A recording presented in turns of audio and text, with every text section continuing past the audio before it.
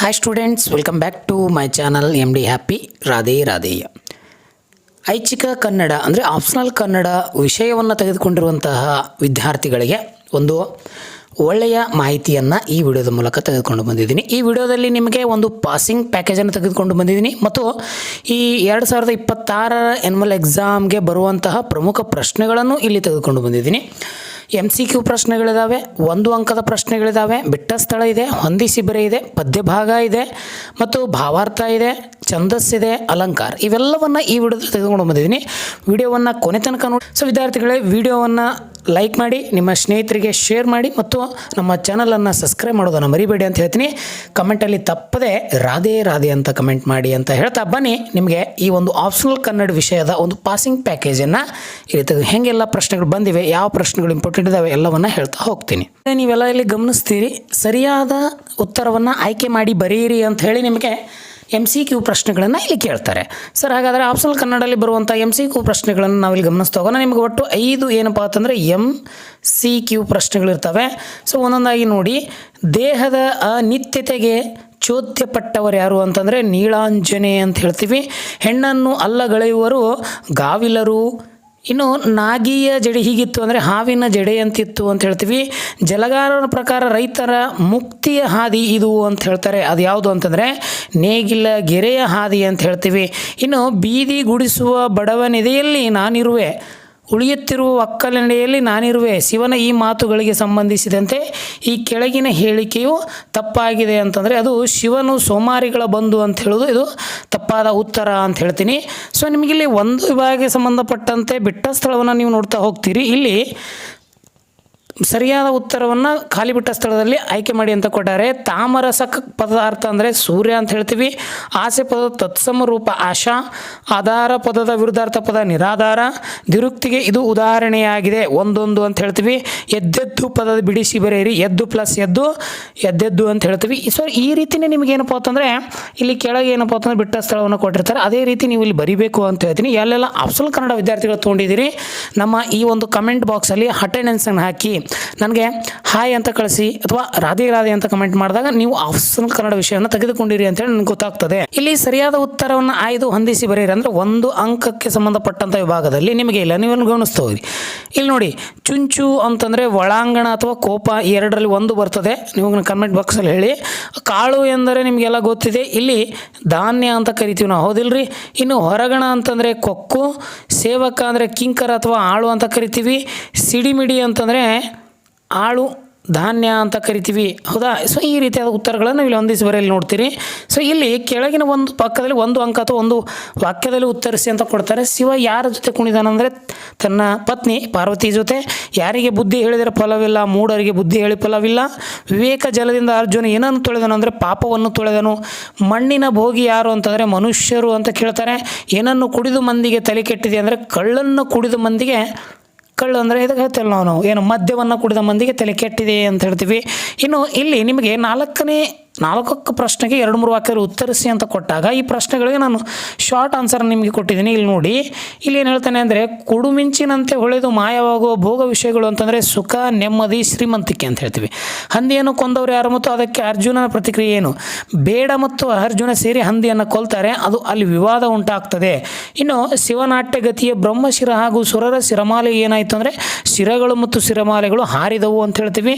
ಚಾಮರಸನು ಪ್ರಬಲಿಂಗ ಲೀನೆಯನ್ನು ನುಡಿದ ಬಗ್ಗೆ ಹೇಗೆ ಕನ್ನಡ ಭಾಷೆ ಮತ್ತು ಕಾವ್ಯ ರೂಪದಲ್ಲಿ ಈ ಹೆತ್ತವರು ಹೆಮ್ಮೆ ಪಡುವ ಹೆಚ್ಚು ವಿಷಯ ಒಳ್ಳೆಯ ನಡತೆ ಮತ್ತು ವಿದ್ಯಾಭ್ಯಾಸ ಅಂತ ಹೇಳ್ತೀವಿ.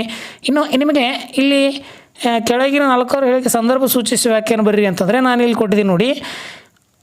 ನಿಚ್ಚಂ ಮೆಚ್ಚುಗೊಳ್ಳದಿನ ಕೈಯೊಳೋ ಅಂತೇಳಿ ಒಂದು ಪ್ರಶ್ನೆಗೆ ಉತ್ತರ ನೀವು ಇಲ್ಲಿ ಉತ್ತರ ಇದೇ ರೀತಿ ನೆನಪ ಸಂದರ್ಭ ಬರೀಬೇಕು.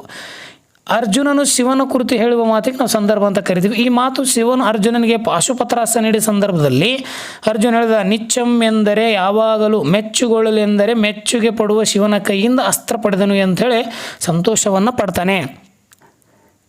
ಇನ್ನು 23ನೇ ಪ್ರಶ್ನೆ ನೀವೆಲ್ಲ ಗಮನಿಸ್ತೀರಿ. ಶಿವನು ಅರ್ಜುನನ ಕುರಿತು ಹೇಳಿದ ಮಾತಿದು ಕೆಡೆದತ್ತಿದೆನೆ ಬಾಣದಿಂದ ಅಂಥೇಳಿ. ಶಿವನು ಕಿರಾತಕ ವೇಷದಲ್ಲಿ ಅರ್ಜುನನೊಂದಿಗೆ ಯುದ್ಧ ಮಾಡುತ್ತಿದ್ದಾಗ ಅರ್ಜುನನ ಬಾಣಗಳು ತನ್ನ ಮೇಲೆ ಪರಿಣಾಮಕ್ಕೆ ಬೀರದ ಕೆಳಗೆ ಬಿದ್ದಾಗ ಶಿವನು ಅರ್ಜುನ ಬಾಣಗಳ ಶಕ್ತಿಯನ್ನು ಕುರಿತು ಆಶ್ಚರ್ಯದಿಂದ ಈ ಮಾತನ್ನು ಹೇಳ್ತಾನೆ ಅಂತ ಹೇಳ್ತೀವಿ. ಇನ್ನು ಶೂಲಿಗೆ ಮೆಳವಣಿಗೆ ಮೃಂದ ಅಂದನು ಅಂಥೇಳಿ ಒಂದು ಪ್ರಶ್ನೆ. ಇದು ಬಸವಣ್ಣವರ ಅಲ್ಲಮಪ್ರಭುವನ್ನು ಕುರಿತು ಹೇಳಿದ ಮಾತು. ಬಸವಣ್ಣವರು ಅಲ್ಲಮಪ್ರಭುವಿನ ವಚನ ಅಂದರೆ ಶೂಲಿಗೆ ಅಂದರೆ ಶಿವನಿಗೆ ಮೆಳವಣಿಯ ಅಂದರೆ ಹೊಂದಿಕೆಯನ್ನು ಆಗುವ ಮೃದುವಾದ ನಾದದಂತಿವೆ ಅಂಥೇಳಿ ಹೊಗಳ್ತಾರೆ. ಇನ್ನು ಕೂರ್ಮವೇ ಕುಲವದು ಮುಖ್ಯ ಸಂಚಿಯ ಹೊನ್ನಮ್ಮನವರ ಹೇಳಿದ ಮಾತಿದು. ಹೊಸಬಳ ಪದ್ಧತಿ ಕೃತಿಯಲ್ಲಿ ಸಂಚಿಯ ಹೊನ್ನಮ್ಮನವರು ಸಂಸಾರದಲ್ಲಿ ಹೊಂದಾಣಿಕೆ ಮತ್ತು ಪ್ರೀತಿಯಿಂದ ಇರಬೇಕು ಅಂಥೇಳಿ ಹೆಂಡತಿಯ ಪಾತ್ರವನ್ನು ಇಲ್ಲಿ ವಿವರಿಸ್ತಾರೆ. ಹಂದಿಯೊಳಗೆ ಉಪಕಾರಿ ನೋಡ್ರಿ, ಸರ್ವಜ್ಞನ ಹೇಳಿದ ಮಾತಿದು. ಸರ್ವಜ್ಞ ವಚನಗಳಿಗೆ ಹಂದಿಯ ಕೊಳೆಯನ್ನು ತಿದ್ದುತ್ತಿದ್ದಾರೆ ಮತ್ತು ಹಂದಿಯ ಕೊಳೆಯನ್ನು ತಿನ್ನುತ್ತಿದ್ದಾರೆ. ಅದರ ಮಾಂಸವು ಕೆಲವರಿಗೆ ಉಪಯೋಗಕಾರಿಯಾಗುತ್ತದೆ. ಹಾಗೆ ಪ್ರಪಂಚದ ಎಲ್ಲವೂ ಯಾವುದೇ ಒಂದು ರೀತಿಯ ಉಪಯುಕ್ತವಾದಂಥ ವಸ್ತು ಅಂತ ಹೇಳಿ ಅವ್ರು ಹೇಳ್ತಾರೆ. ಇನ್ನು ಕೆಳಗಿನ 2-3 ವಾಕ್ಯಲ್ಲಿ ಅಥವಾ 2 ಪ್ರಶ್ನೆಗಳಿಗೆ ಉತ್ತರಿಸಿ ಅಂತ ಕೊಡ್ತಾರೆ. ಇದು ನಿಮಗೆ ಲಾಂಗ್ ಕ್ವಶನ್ನು ಬರುತ್ತೆ. ಅರ್ಜುನ ಶಿವವನ್ನು ಪೂಜಿಸಿದ ಬಗ್ಗೆ ಅದರ ಪರಿಣಾಮವೇನು ಅಂತಂದರೆ, ಅರ್ಜುನ ಶಿವವನ್ನು ತಪಸ್ಸಿ ಮಾಡಿ ಪೂಜಿಸಿದನು. ಮೊದಲು ಕೇವಲ ಹಣ್ಣು ಕಾಯಿಗಳನ್ನು ತಿಂದು ನೀರು ಕುಡಿದು ಮಾತ್ರಕ್ಕೆ ಕೊನೆಯಲ್ಲಿ ಗಾಳಿ ಮಾತ್ರ ಸೇವಿಸಿ ತೀವ್ರ ತಪಸ್ಸು ಮಾಡಿದನು. ಅವನ ತಪಸ್ಸಿಗೆ ಮೆಚ್ಚಿ ಶಿವನು ಕಿರಾತನ ವೇಷದಲ್ಲಿ ಬಂದು ಅವನಿಗೆ ರೂಪ ತೋರಿಸಿ ಪಶುಪ್ತಾಸವನ್ನು ಕೊಡ್ತಾನೆ. ಇಂದ್ರಿಯಗಳ ನಿಯಂತ್ರಣ ಕುರಿತು ಸರ್ವಜ್ಞ ಹೇಳಿದ್ದು. ಸರ್ವಜ್ಞನ ಇಂದ್ರಿಯ ನಿಯಂತ್ರಣವನ್ನು ಕಷ್ಟ ಆದರೆ ಸಾಧಿಸುವೇನು ನಿಜವಾದ ಜ್ಞಾನಿ ಅಂತ ಹೇಳ್ತಾನೆ. ಮನಸ್ಸು ಹತೋಟಿಯಲ್ಲಿಟ್ಟುಕೊಂಡು ಇಂದ್ರಿಯ ಆಸೆಯನ್ನು ಬಿಟ್ಟರೆ ಮೋಕ್ಷದ ಹಾದಿ ಸಿಗುತ್ತದೆ. ಇನ್ನು ಸಂಚಯ ಹೊನ್ನಮ್ಮನ ಆಶಯದಂತೆ ಹೊಂದಾಣಿಕೆ ಸಂಸಾರದಲ್ಲಿ ಗಂಡ ಮತ್ತು ಹೆಂಡತಿ ಪಾತ್ರ ಭಾಳ ಇಂಪಾರ್ಟೆಂಟ್ ಹೇಳಿದ್ದಾರೆ ನೋಡಿ. ಇಲ್ಲಿ ಸಂಚಯ ಹೊನ್ನಮ್ಮ ಪ್ರಕಾರ ಹೊಂದಾಣಿಕೆ ಸಂಸಾರ ಗಂಡ ಮತ್ತು ಹೆಂಡತಿ ಪರಸ್ಪರ ಪ್ರೀತಿ ವಿಶ್ವಾಸ ಗೌರವದಿಂದ ಇರಬೇಕು. ಹೆಂಡತಿಯು ಕೂರ್ಮೆಯ ಕುಲವುದು ಅಂದರೆ ಪ್ರೀತಿಯಿಂದ ಕೂಡಿದ ಉತ್ತಮ ಪತ್ನಿಯಾಗಿರಬೇಕು, ಗಂಡನಿಗೆ ಸಹಕಾರಿಯಾಗಿರಬೇಕು. ಒಬ್ಬರು ಅರ್ಥ ಮಾಡಿಕೊಂಡು ಸಂಸಾರ ಜವಾಬ್ದಾರಿಯನ್ನು ಹೊತ್ಕೊಳ್ಬೇಕು ಅಂತ ಹೇಳ್ತಾರೆ. ಇನ್ನು ಕೆಳಗಿನ ಯಾವುದಾದ್ರೂ ಒಂದು ಭಾವಾರ್ಥ ಬರೀರಿ ಅಂತ ಕೊಡ್ತಾರೆ. ಇಲ್ಲಿ ಭಾವಾರ್ಥವನ್ನು ನಾನು ಕೊಟ್ಟಿದ್ದೀನಿ ನೋಡಿ. ನಾರಿ ರೂಪದ ಯಂತ್ರಂ ಚಾರುತರಂ ನೋಡೆ ನೋಡೆ ಕರಗಿದುದೇ ಸಂಸಾರದ ನಿತ್ಯದ ಮನದೊಳು. ಈ ಪದ್ಯದಲ್ಲಿ ಅಲ್ಲಮಪ್ರಭು ಮಾಯೆಯನ್ನು ಸುಂದರವಾಗಿ ಹೆಣ್ಣಿನ ರೂಪದ ಯಂತ್ರಕ್ಕೆ ಹೋಲಿಸಿದ್ದಾರೆ. ಕಣ್ಣಿಗೆ ಅತಿ ಸುಂದರವಾಗಿ ಕಾಣುವ ಈ ಯಂತ್ರವು ನೋಡಿದಂತೆಲ್ಲ ಸಂಸಾರದ ಅನಿತ್ಯ ಅಥವಾ ಅಶಾಶ್ವತ ಮನಸ್ಸಿನಲ್ಲಿ ಅರಿವಾಗುತ್ತದೆ. ಈ ಮೂಲಕ ಲೌಕಿಕ ಜೀವನದ ಅವಲೋಹವನ್ನು ಬಿಟ್ಟು ಆಧ್ಯಾತ್ಮಿಕ ಜೀವನದೆಡೆಗೆ ಸಾಗಬೇಕು ಅಂತ ಹೇಳಿ ಅಲ್ಲಮಪ್ರಭು ಅವರು ಹೇಳ್ತಾರೆ. ಇನ್ನು ಎಮ್ಮೆ ಕಿಕ್ಕಿದೆ ನೋಡುವರ ನರ ಈ ಒಂದು ವಾಕ್ಯದಲ್ಲಿ ನಿಮಗೆ ಪ್ರಸ್ತಾರ ಮತ್ತು ಗಣ ವಿಂಗಡಣೆ ಮಾಡಿ.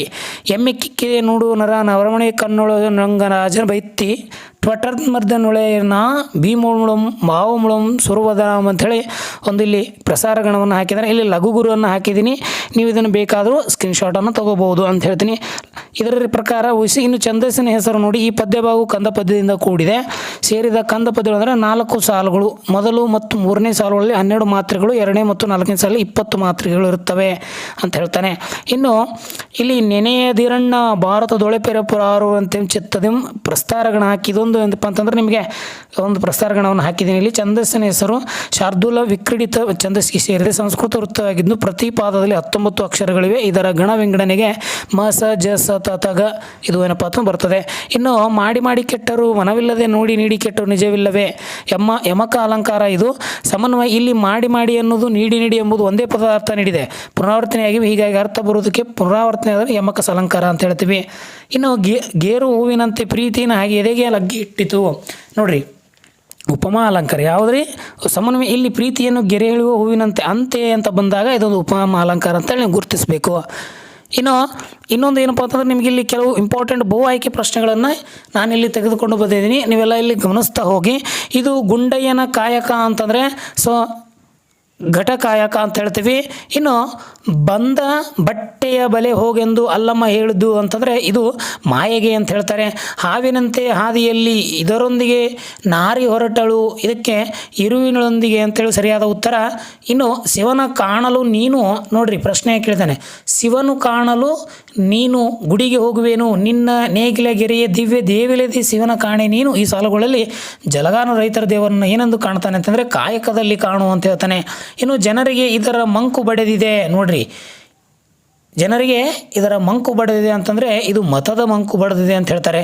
ಇನ್ನು ಸರಿಯಾದ ಉತ್ತರವನ್ನು ಆಯ್ದು ಖಾಲಿ ಜಾಗ ಬಿಟ್ಟು ಅಸಲು ಭರ್ತಿ ಮಾಡಿ ಅಂತ ಕೇಳ್ತಾರೆ. ಸೊ ನೀವೆಲ್ಲ ಇಲ್ಲಿ ನೋಡ್ರಿ. ಅನಳ ಪದದ ಅರ್ಥ ಅಂತಂದರೆ ಅದು ಬೆಂಕಿ ಅಂತ ಹೇಳ್ತೀವಿ. ಇನ್ನು ಸ್ವರ್ಪ ಪದದ ತತ್ಸಮ ಪುರುಷ ಅಂತ ಹೇಳ್ತೀವಿ. ತದನಂತರ ನೀವಿಲ್ಲಿ ಅಭವ ಪದ ವಿರುದ್ಧಾರ್ಥಕ ಅಂತಂದರೆ ಭವ ಅಂತ ಹೇಳ್ತೀವಿ. ಇನ್ನು ದ್ವಿವೃತ್ತಿಗೆ ಒಂದು ಉದಾಹರಣೆ ಅಂತ ಕತ್ತಾರೆ. ಗುಡಿಗೆ ಅಂತ ಏನಿದೆಯಲ್ಲ ಇದು ದ್ವಿವೃತ್ತಿಗೆ ಉದಾಹರಣೆ. ಕಾಣುಮದೀಂ ಪದದ ಬಿಡಿಸಿ ಬರೆಯಿರಿ. ಕಾರುಣ್ಯ ಪ್ಲಸ್ ಅಬೂದಿಗೆ ಇದು ಏನಪ್ಪ ಅಂತಂದರೆ ಈ ಒಂದು ಪದದ ಅರ್ಥ ಅಂತ ಹೇಳ್ತೀವಿ. ಇನ್ನು ಇಲ್ಲಿ ನಿಮಗೆ ಪ್ರಶ್ನೆ ನೋಡ್ರಿ ಯಾವ ರೀತಿ ಇಲ್ಲಿ ಕೊಟ್ಟಿದ್ದಾರೆ ಅಂತಂದರೆ ಹೊಂದಿಸಿ ಬರೆಯಲ್ಲಿ ಸುಧಾಕರ ಇವನು ಏನಾಗ್ತಾನೆ ನಿಮಗೆಲ್ಲ ಗೊತ್ತದೆ, ಯಾರ್ರೀ ಸಮಾನಾರ್ಥಕದಲ್ಲಿ ಚಂದ್ರ ಅಂತ ಆಗ್ತಾನೆ. ಇನ್ನು ಜವ ಅಂತಂದರೆ ನಿಮಗೆಲ್ಲ ಗೊತ್ತಿದೆ ವೇಗ ಅಥವಾ ಯಮ ಅಂತ ಕರಿತೀವಿ. ಇನ್ನು ಬಡವ ಅಂತಂದರೆ ನಿಮಗೆ ಗೊತ್ತಿದೆ ಬಲ್ಲಿದ, ಯಾರ್ರೀ ಬಲ್ಲಿದ. ತನುಜ ಮಗನಿಗೆ ನಾವು ಏನಂತ ಕರಿತೀವಿ, ತನುಜ ಅಂತ ಕರಿತೀವಿ. ಅಲ್ಲಳೆ ಅಂತಂದರೆ ನಿರಾಕರಿಸು ಅಂತ ಹೇಳ್ತೀವಿ. ಈ ರೀತಿ ಒಂದಿಸ್ವರೇನೆ ನೀವು ಇಲ್ಲಿ ಕಾಣ್ತೀರಿ. ಇನ್ನು ಶಿವನ ಆಡಿಸಿದ ಭಕ್ತ ಯಾರು ಅಂತಂದರೆ ಗುಂಡಯ್ಯ, ಯಾರ್ರೀ ಗುಂಡಯ್ಯ ಅಂತ ಹೇಳ್ತೀವಿ. ತದನಂತರ ಬಂದ ಬಟ್ಟೆಯ ಬೆಲೆ ಹೋಗೆಂದು ಅಲ್ಲನು ಯಾರಿಗೆ ಹೇಳಿದಾನೆ ಅಂತಂದರೆ ಅದು ಅಮರ ಗುಂಡಯ್ಯ. ಇನ್ನು ಸತಿಪತಿಯರು ಹೇಗೆ ಸಂಸಾರ ಕಾಣಬಹುದು ಅಂತಂದರೆ ಅಲ್ಲಿ ಸತಿಪತಿಯವರು ವಯಸ್ಕರಾಗಿಯೂ ಸಹ ಪ್ರೀತಿ ವಿಶ್ವಾಸದಿಂದ ಕಾಣಬೇಕು ಅಂತ ಹೇಳ್ತಾರೆ. ಕಿಸೊಲೆ ಹೇಗೆ ಸುರಿಯುತ್ತದೆ ಅಂತಂದರೆ ಮೂರ್ತಿಯ ಹಾರದಂತೆ. ಇನ್ನು ಜಗದ ಪಾಪವನ್ನು ನುಂಗುವರಾರು ಅಂತಂದರೆ ಶಿವನು ಜಗದ ಪಾಪವನ್ನು ನುಂಗ್ತಾನೆ ಅಂತ ಹೇಳ್ತೀವಿ. ಸೊ ಈ ರೀತಿ ಏನಪ್ಪ ಅಂತಂದರೆ ಇಂಪಾರ್ಟೆಂಟ್ ಕ್ವಶನ್ಗಳನ್ನು ಎಲ್ಲವನ್ನೂ ನಾನು ತೆಗೆದುಕೊಂಡು ಬಂದಿದ್ದೀನಿ. ಸೊ ಇವುಗಳನ್ನು ನೋಡಿ ನಿಮ್ಮ ಆ್ಯನ್ಯುವಲ್ ಎಕ್ಸಾಮನ್ನು ಮಾಡ್ಕೊಳ್ಳಿ ಅಂತ ಹೇಳ್ತೀನಿ. ಇಲ್ಲಿ ಕೆಲವೊಂದು ಬಹುಆಯ್ಕೆ ಪ್ರಶ್ನೆಗಳನ್ನು ತಂದಿನಿ, ಇದಕ್ಕೆ ಉತ್ತರವನ್ನು ನಾನು ಹೇಳ್ತೀನಿ ನೋಡಿ. ಮೊದಲನೇದು, ಆದಿದೇವನಿಗೆ ಸಮೀಪದ ಕಲ್ಯಾಣ ಕಾಲ ಯಾವುದು ಅಂತಂದರೆ ಅದು ಜನ್ಮ ಕಲ್ಯಾಣ ಕಾಲ ಅಂತ ಹೇಳ್ತೀವಿ. ಇನ್ನು ಅರ್ಜುನ ಶಿವನು ಹೀಗೆಂದು ಕಾಡಿನ ಬೇಡ ಅಂತ ತಿಳಿದಾನೆ. ತದನಂತರ ಪ್ರೀತಿಯ ಜೇಡುವ ಹಾದಿ ಇದು ಅಂತಂದರೆ ಅದು ಸವಾಲಿನ ಹಾದಿ ಅಂತ ಹೇಳ್ತೀವಿ. ಬಡವರಿಗೆ ಬಲ್ಲವರಿಗೆ ಬೇರೆ ಉಂಟೆ ನೋಡ್ರಿ. 4ನೇ ಪ್ರಶ್ನೆಗೆ ಉತ್ತರ ಆ ಕಬ್ಬಿಗರು ಅಂತ ಹೇಳ್ತೀವಿ. 5ನು ದೇಗುಲದಳು ವಿತು ಕೊಡೆಯರಂತೆ ಪರಶಿವನು ಜಗವೆಲ್ಲ ದೇಹನಿದೆ ಗುಡಿಯೆಲ್ಲ ಗೆಳೆಯ ಮತ ಮಧ್ಯದ ಕುಡಿದು ತಲೆ ಕೆಟ್ಟಿರೋದ ಮಂದಿ ಜಲಗಾರನ ನಾಟಕದ ತರುಣ ಈ ಮಾತನ್ನು ಧ್ವನಿ ಏನು ಹೇಳ್ತದೆ ಅಂತಂದರೆ ನಿಮಗೆಲ್ಲ ಗೊತ್ತಿದೆ, ದೇಗುಲದಲ್ಲಿ ಮಾತ್ರ ದೇವರನ್ನು ಅರಸುವುದು ನಿರಾಕರಣೆ ಅಂತ ಹೇಳ್ತೀವಿ. ಇನ್ನು ಇಲ್ಲಿ ಏನು ಕೇಳ್ತಾನೆ ಅಂತಂದರೆ ಅವನು ಪ್ರಶ್ನೆಗೆ ಉತ್ತರ ಯಾವ ರೀತಿ ನಿಮಗೆ ಕೇಳಿದೆ ನೋಡಿ.